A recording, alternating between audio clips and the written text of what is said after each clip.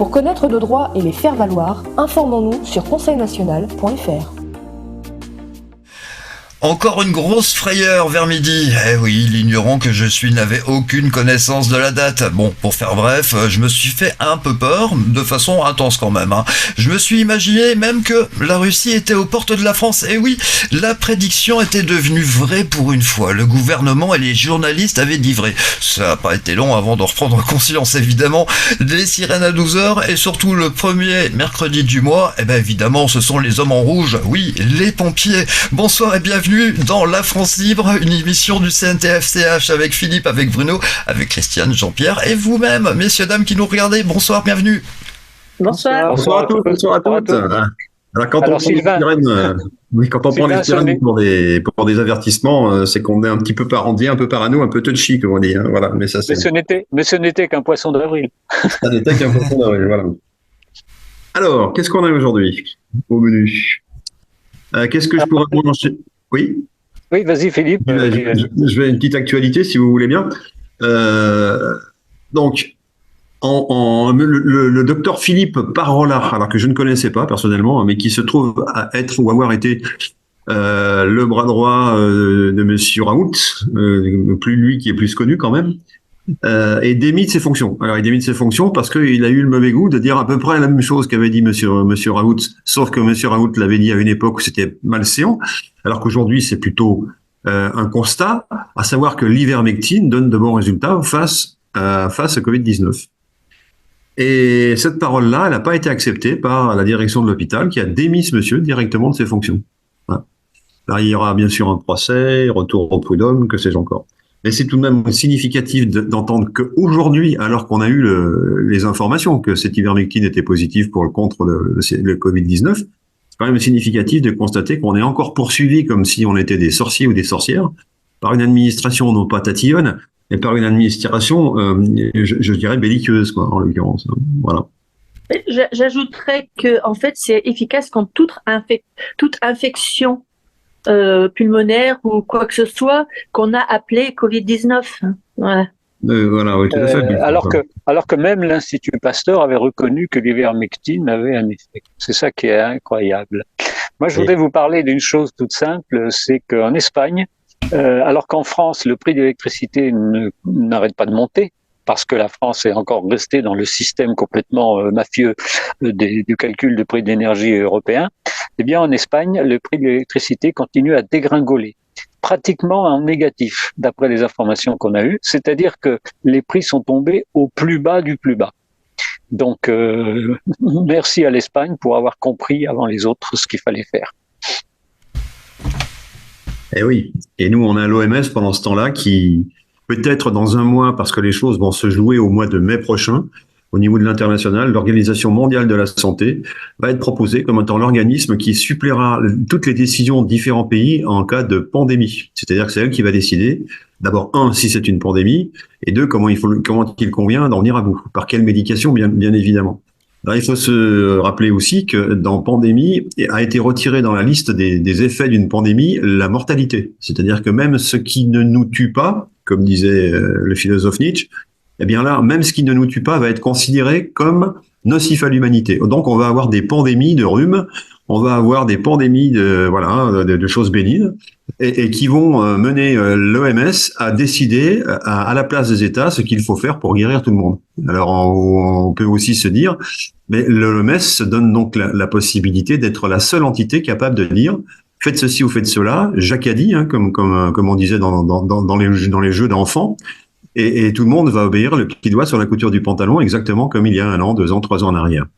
Voilà ce qui nous est promis si on ne réagit pas. Et si on ne réagit pas, les peuples vont être totalement soumis à une réglementation par laquelle on peut bien sûr obtenir le meilleur, à savoir guérir d'un rhume, c'est pas mal, il faut reconnaître.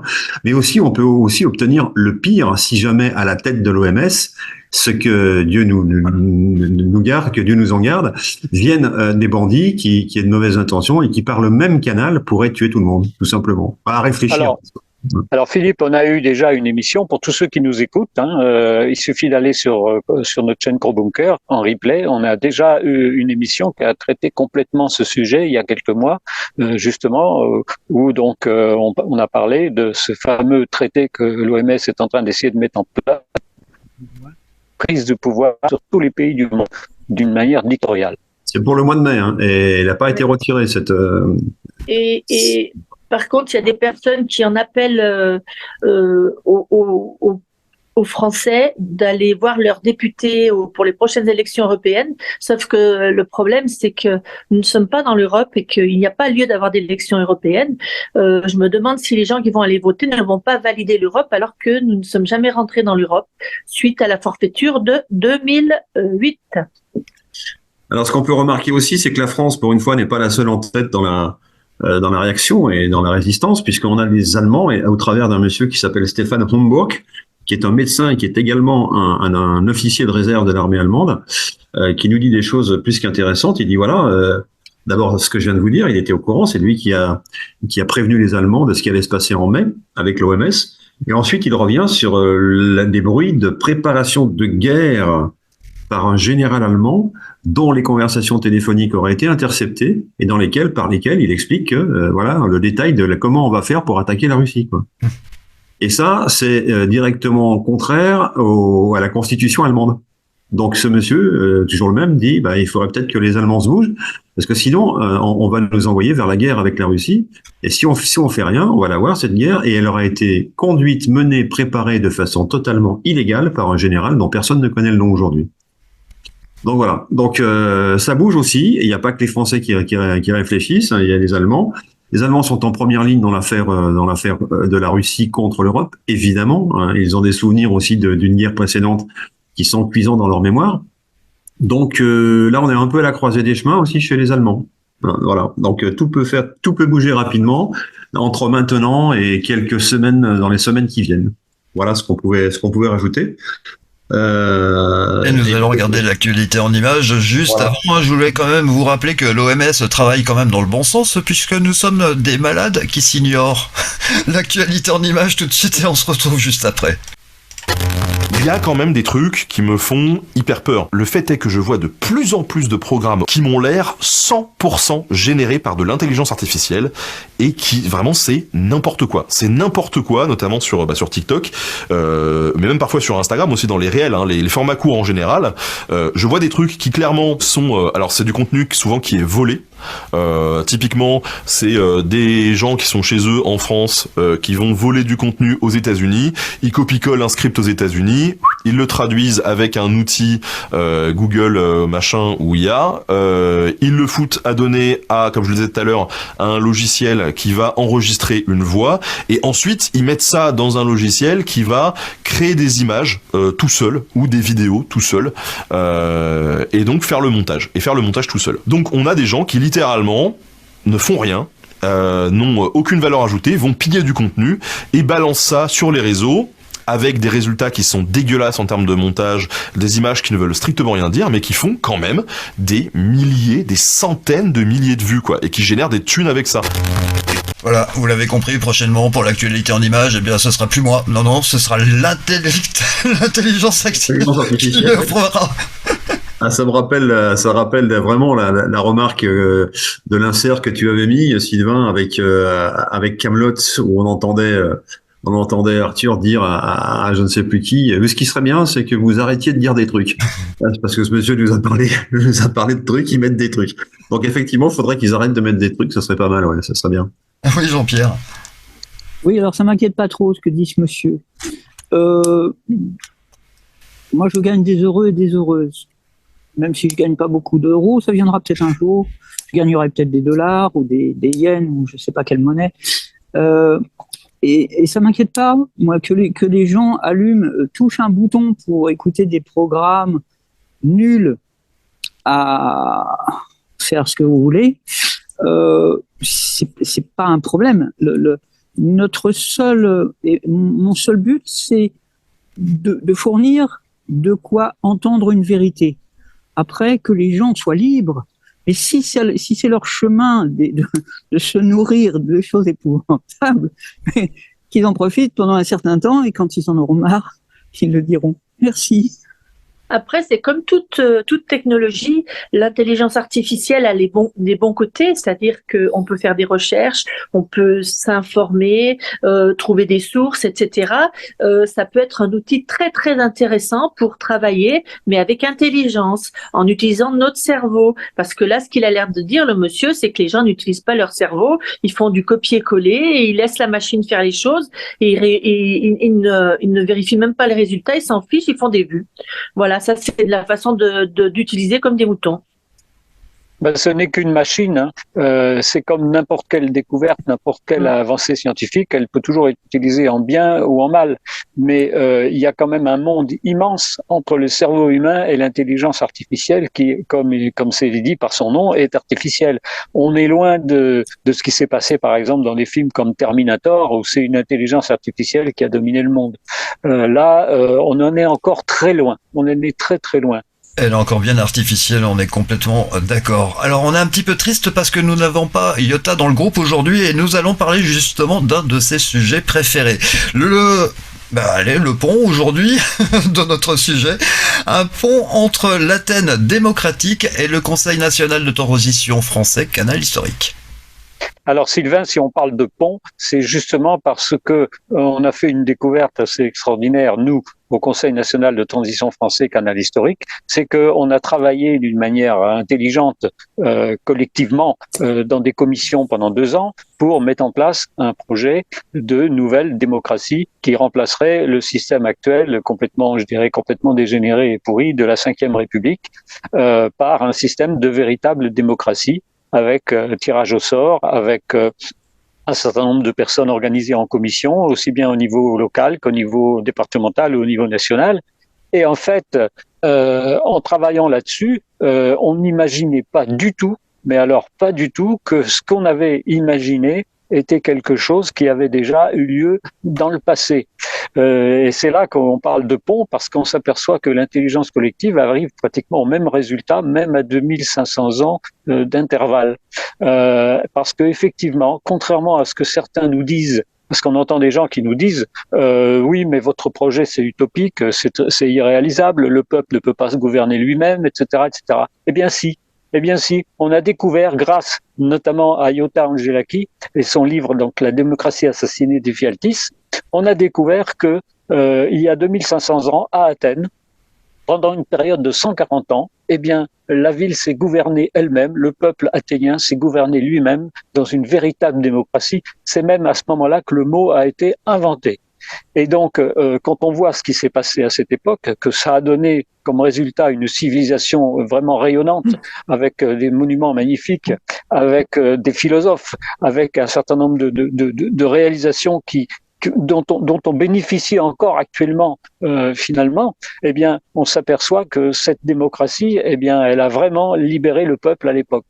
Donc nous, eh bien, au Conseil national de transition français canal historique, finalement, sans le savoir, eh bien, on a abouti aux mêmes conclusions, c'est-à-dire que le peuple peut se gouverner lui-même, non pas par du vote, mais par des tirages au sort, avec des commissions. Et là, imaginons avec les moyens qu'on a actuellement, avec Internet, avec tout ce qu'on a comme technologie, imaginons ce qu'on pourrait faire que n'a pas pu faire à l'époque la ville d'Athènes. C'est quand même assez fabuleux de penser à ça, et je pense qu'il n'y a pas de hasard, que l'esprit humain, quand il travaille sérieusement et qu'on se réunit vraiment à plusieurs, ou plusieurs personnes qui sont libres de penser et de réfléchir, eh bien on arrive au même résultat. Il n'y a pas de hasard. Voilà ce que je voulais dire pour commencer. Moi, je veux bien reprendre la suite rapidement pour dire qu'il y a une chose extrêmement importante dans les 140 années que tu as citées de la démocratie, c'est tout simplement la science. La science qui a évolué de façon drastique, avec des gens comme Démocrite notamment, hein, qui découvrent l'atome et qui expliquent les choses. qui nous dit qu'il y a 41 enzymes, je sais plus exactement, je me trompe peut-être de chiffre, mais c'est 40 quelque chose d'enzymes dans un atome. Et on retrouve ce chiffre dans le nombre de colonnes du Parthénon, tout simplement. Hein. Donc il y a des corrélations qui sont faites, il y a des ponts justement techniques qui sont tirés entre le réel et l'abstrait. Et aujourd'hui, ce qui est un petit peu triste, c'est qu'on entend trop souvent d'autres scientifiques ou pseudo-scientifiques dire oui, mais ça c'était une science d'avant. Ils raisonnaient de cette façon-là, mais ils n'avaient pas tous les tenants, les aboutissants. C'est pas vrai. Ils avaient déjà la mathématique, ils avaient déjà la géométrie, ils avaient déjà les choses très très importantes, et ils s'en sont servis et ils ont participé à développer ces sciences qui encore aujourd'hui, je suis désolé, mais les inventions majeures portent le nom de leurs inventeurs qui sont des Grecs anciens de cette époque de la démocratie. Alors pourquoi de la démocratie plus qu'ailleurs? Parce que justement, il y avait d'abord tous ceux qui étaient intelligents sur place dans cette démocratie du côté d'Athènes. Alors disons les choses, Athènes était un État qui était composé de 140 à 150 îles, États elles-mêmes, hein, c'est-à-dire qu'on dirait aujourd'hui de départements autonomes. Hein. Voilà. Donc ces îles-là étaient rattachées à Athènes, et puis d'autres îles indépendantes qui n'étaient pas avaient le choix entre la démocratie et puis ce qu'on appelle le gouvernement oligarchique. Voilà.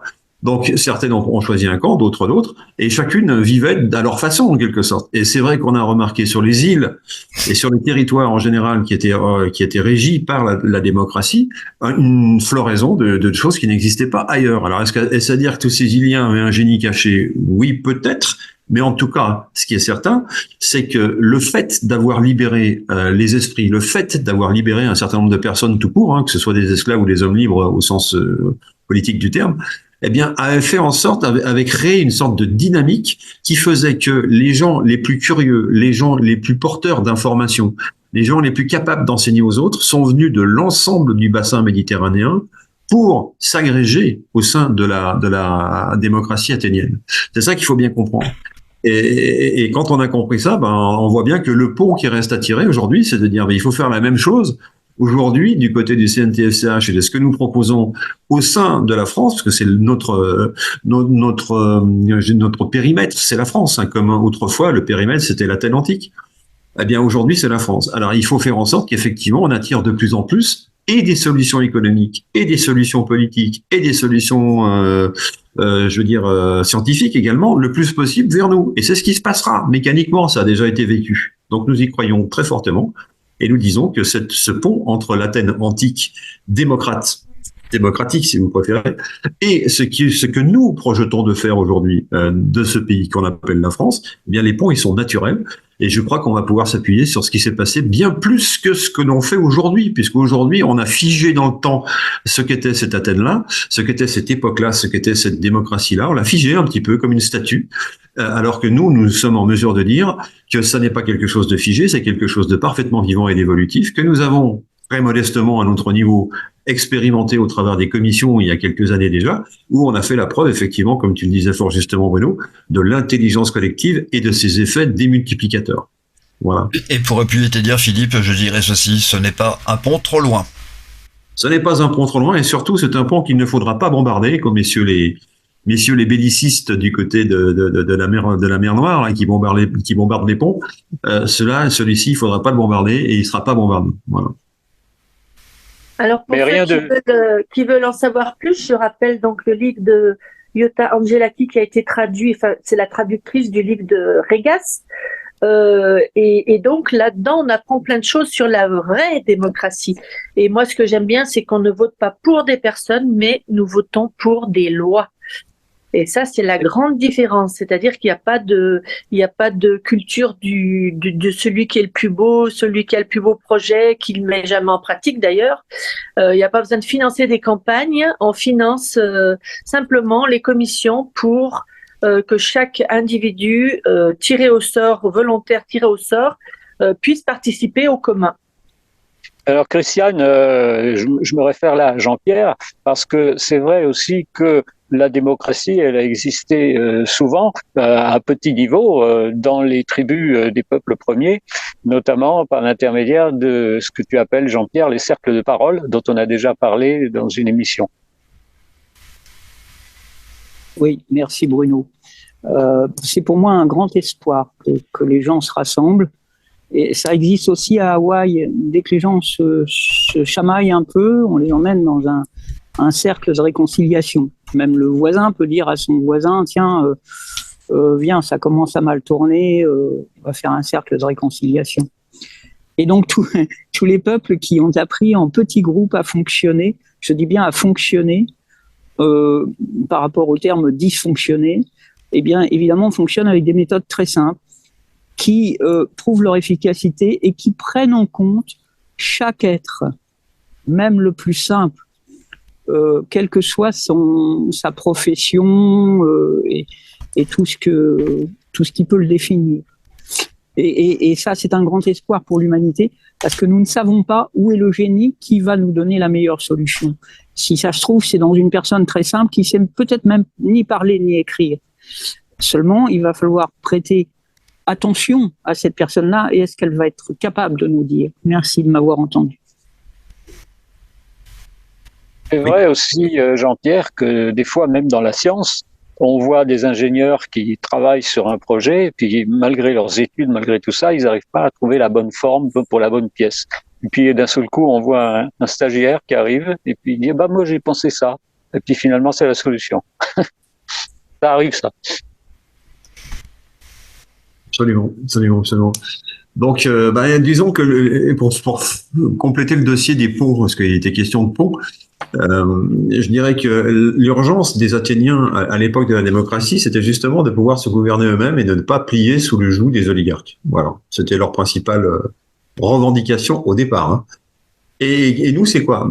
C'est tout simplement que, pour l'instant, on nous a raconté des histoires qui se révèlent inexactes et dangereuses pour notre vie, pour notre santé, etc. Donc il y a quelque chose qu'il va falloir changer également, et d'impératif et impérieux.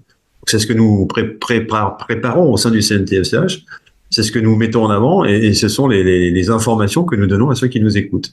Voilà, donc de ces deux mondes distants de 2500 années et de quelques centaines de kilomètres, les ponts qui se font peut-être pas pour les mêmes raisons. Mais ce qui va se passer, ça va être, la résolution va se passer exactement de la même façon. Et ce que je voudrais dire, c'est qu'il n'y a pas 36 façons de devenir démocrate, il n'y en a qu'une seule, et que l'esprit démocratique doit se développer au cœur de chacun d'entre nous. C'est quoi l'esprit démocratique? Eh bien, d'abord, c'est une réduction de ce qu'on a tous en nous, qu'on appelle l'ego, n'est-ce pas? On a tous envie d'être les premiers, on a tous été formés pour nous battre pour être les premiers. Évidemment, il n'y a qu'une seule place sur le podium, donc on est tous très, très, très en colère quand on n'est pas sur le podium. C'est de ça qu'il va falloir s'affranchir, c'est de cet état d'esprit-là. Ce qu'il faut, c'est arrêter la compétition et commencer la collaboration, ce qui serait beaucoup plus intelligent. Et ce qu'ont fait justement les Grecs antiques. Voilà. Alors après, ils ont appliqué tout ça dans la fabrication des bateaux. Tu veux dire complémentarité? J'ai dit quoi? Collaboration. Ça peut être mal vu, hein, ça peut être mal pris, collaboration. Je voulais dire complémentarité, tu as tout à fait raison. Voilà. Encore un mot perverti, parce que la collaboration, ça vient du labora, ça veut dire la façon d'exprimer ou de prier pour certains. C'est la collaboration, c'est avec labora. Et labora, c'est s'exprimer par la parole, mais c'est l'expression de l'esprit. Donc, encore un mot perverti qui nous a été volé par des méchants. Oui. Alors, pardon pour eux, mais reprenons nos mots et utilisons-les à juste escient. Merci. Alors, c'est vrai. Oui, vas-y. Oui, excuse-moi, Philippe. Je voulais compléter aussi ce qui a été dit, parce que le pont entre Athènes et le monde d'aujourd'hui, on peut dire qu'il a une pile qui a été posée en 1789, au moment où la Déclaration des droits de l'homme a été écrite. Parce que la Déclaration des droits de l'homme a été écrite en 1789, parce que justement, depuis la disparition de la démocratie à Athènes, le monde a été gouverné par toutes les oligarchies possibles et imaginables, que ce soit les rois, les empereurs, etc. Et donc, les philosophes de l'époque et un certain nombre de personnes, petit à petit, ont levé la voix, finalement, pour établir quelque chose qui a donné la Déclaration des droits de l'homme et du citoyen. Et normalement, on devrait vivre sous la bannière de cette déclaration des droits de l'homme et du citoyen. Mais le problème, c'est que là aussi, le pont, malheureusement, je vais pas dire qu'il s'est écroulé, mais pour arriver jusqu'à aujourd'hui, depuis la déclaration des droits de l'homme, on s'aperçoit qu'elle n'a pas été respectée et que l'oligarchie a repris le pouvoir très vite après la Révolution française. Alors qu'en fait, il suffirait de se baser réellement sur la déclaration des droits de l'homme et du citoyen, dans laquelle tout est dit, et c'est plus fort que toutes les constitutions. Et à partir du moment où on se base là-dessus, on peut établir une structure et un programme comme nous l'avons proposé et mis en place au niveau du Conseil national de transition français, canal historique. Oui, et puis peut-être aussi pour terminer sur le pont, dire, et surtout sur la valeur des mots, que le mot démocratie, jusqu'il n'y a pas si longtemps, n'était pas forcément prononcé dans le rang. Qu'est-ce qui a changé? C'est justement l'approche d'une démocratie réelle et parfaitement définie dans le livre de Jutta Angelaki, par lequel on apprend ce que c'est qu'une vraie démocratie. Et on ne négocie pas. Je veux dire, grâce à ce livre, on renforce, nous, au sein du CNTF-CH, nos concepts, tout simplement, pour parler un peu philosophie, mais c'est de ça qu'il s'agit. Est-ce qu'on est d'accord pour dire qu'il n'y a pas de représentation politique? Oui, on est d'accord pour dire qu'il n'y a pas de représentation politique. Mais quand on se tourne vers la démocratie grecque et vers Jutta Angelaki, qui la représente, qui est son porte-drapeau, eux disent quoi? Ils disent non, mais il n'y a surtout pas de représentation politique et c'est interdit la représentation politique. Donc, on est d'un côté notre approche à nous qui est arrivée aux mêmes conclusions, mais de façon un petit peu molle. Et alors qu'on a en face de nous des gens qui nous expliquent ce que c'est que la vraie démocratie de façon tout à fait dure et simple et dure. Et quand je dis dur, c'est taillé dans le marbre. C'est ça que ça veut dire. Hein. C'est non flottant, quoi. Hein, voilà. Donc il n'y a pas de représentation politique. Sinon, c'est pas une démocratie. Et puis s'il n'y a pas de tirage au sort, c'est pas une démocratie. Il y a des gens qui nous disent oui, je trouve que c'est pas mal le tirage au sort, c'est pas mal. Mais bon, on pourra peut-être faire autrement. Non, dans une démocratie, on ne peut faire que du tirage au sort, sinon on va droit, n'est-ce pas, vers la corruption, républicaine en particulier. Voilà. Donc c'est tous ces éléments-là qui nous servent de socle, qui nous servent de socle de réflexion et de confirmation de ce que nous avions intuité de façon spontanée en intelligence collective jusqu'à maintenant. Et qui nous est confirmé parce que Madame Jutta Angelaki veut bien nous faire remonter des informations qui remontent de l'Antiquité, de ce qui n'a pas été détruit, perverti, volé. Ça veut dire beaucoup de choses. Hein. Et tout ça, ça a été détruit, perverti, volé. Hein. Et donc, on a aujourd'hui encore des gens qui tressent des lauriers à des gens comme Thucydide, à des gens comme Platon, et qui n'étaient pas des démocrates. Il faut être clair là-dessus. Et ils le disaient eux-mêmes. Donc arrêtons d'assimiler à la démocratie des gens qui n'étaient pas dans la démocratie et qui ne rêvaient qu'une chose, c'était de la détruire justement parce qu'ils y perdaient leurs propres privilèges. Alors qu'aujourd'hui, nous parlons de faire récupérer ces droits tout simplement à l'ensemble de la population. Voilà. Et juste avant de conclure cette émission, je voudrais vous rappeler que le Conseil national de transition français canal historique est complètement indépendant et que, nous avons besoin pour exister de la générosité que vous voulez bien nous accorder. Donc pour ce, www.conseilnational.fr. Merci Philippe, merci Bruno, merci Christiane, merci Jean-Pierre, merci à vous également. Prochain rendez-vous juste avant le week-end. Au revoir.